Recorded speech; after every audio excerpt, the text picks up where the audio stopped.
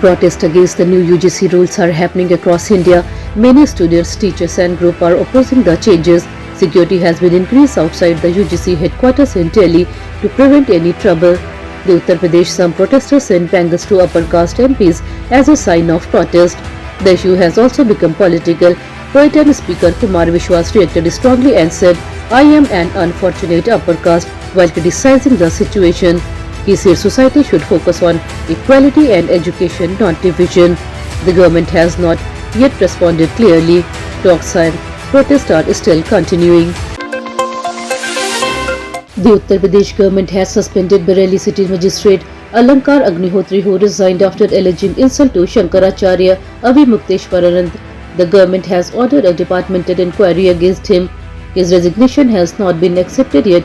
Officials say the decision on his resignation will be taken only after the inquiry is completed. For now, Agnihotri has been attached to Shamli. The Bareilly commissioner will investigate the matter. Late at night, Shankaracharya spoke to the magistrate on phone and praised him, saying the Sanatani society is happy and he will be given respect in the religious field. An all-party meeting will be held today ahead of the budget session of Parliament. Members of Parliament from more than 35 political parties will attend the meeting. The government will discuss the agenda of the upcoming session and seek cooperation from all parties. The budget session will begin on January 28th with the President's address to both houses of Parliament. Important bill and the union budget are expected to be discussed during the session. The government has appealed for a smooth proceeding. Opposition parties are also likely to raise key national issues during the session. A big fire broke out in two warehouses in West Bengal. At least 8 people died in the incident. Many workers are feared to be trapped inside the building. The fire started late at night and spread very fast. Goods stored in the warehouses were completely burned. Firefighters reached the spot quickly. A total of 12 fire engines worked for nearly 7 hours to control the fire. Rescue teams searched the area after the flames were put out. Injured people were taken to nearby hospitals. The cause of the fire is not yet known. An investigation has been started. A 5-year-old girl died after her neck got trapped in deadly Chinese manja in Hyderabad, Telangana. She was riding on a bike with her father when the sharp kite string suddenly wrapped around her neck. She was badly injured and later died in the hospital. This is the second death caused by Chinese manja in less than 2 weeks in Telangana. Several others have also been injured. Despite a ban, Chinese manja is still being used openly. Police have warned people and said strict action will be taken against those selling or using the dangerous kite string. US President Donald Trump, known for using tough trade threats, stepped back after strong pressure from Europe. The European Union's 27 countries warned the US with a powerful trade move called the Trade Bazooka. They said they would take strict action if America continued high tariff. After this united warning, Trump became cautious and decided to remove the proposed 10% tariff. European leaders said their unity forced the US to rethink its decision. Experts believe Trump did not want a trade war with Europe as it could hurt the global economy. This move shows that when Europe acts together, even strong leaders are forced to compromise. The United States has expressed anger over the free trade agreement between India and the European Union.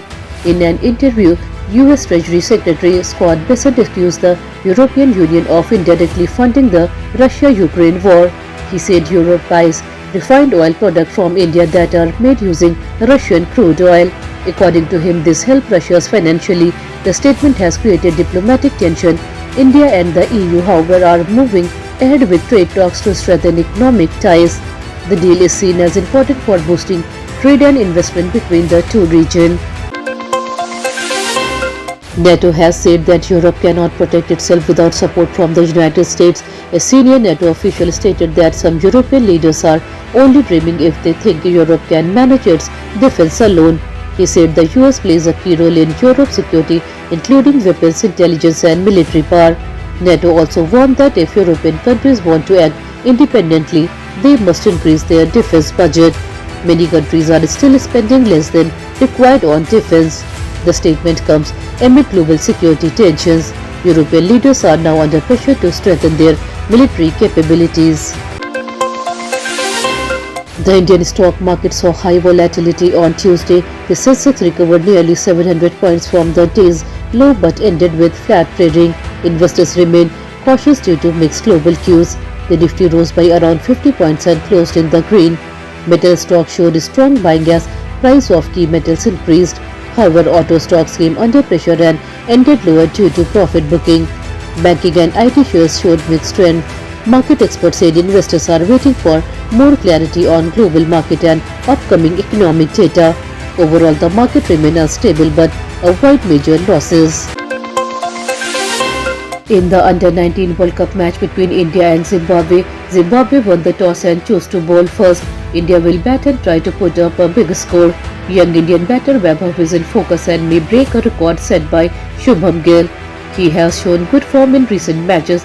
The pitch looked good for batting, but early help is expected for bowlers. Indian fans are hopeful of a strong performance. The match is important for India's campaign in the tournament. Weather has changed again in northwestern parts of India.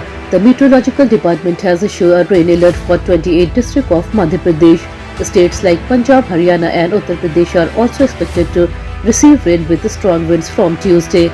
In Rajasthan, Jaipur witnessed a storm followed by rain this morning. The sudden weather change may affect crop and daily life. People have been advised to stay cautious, avoid open areas during strong winds and follow weather updates. Officials say more rainfall activity is expected in the coming days. That's all for today's bulletin. We'll be back with more updates next time. Until then, this is Tamanna Rizvi signing off. Have a good day.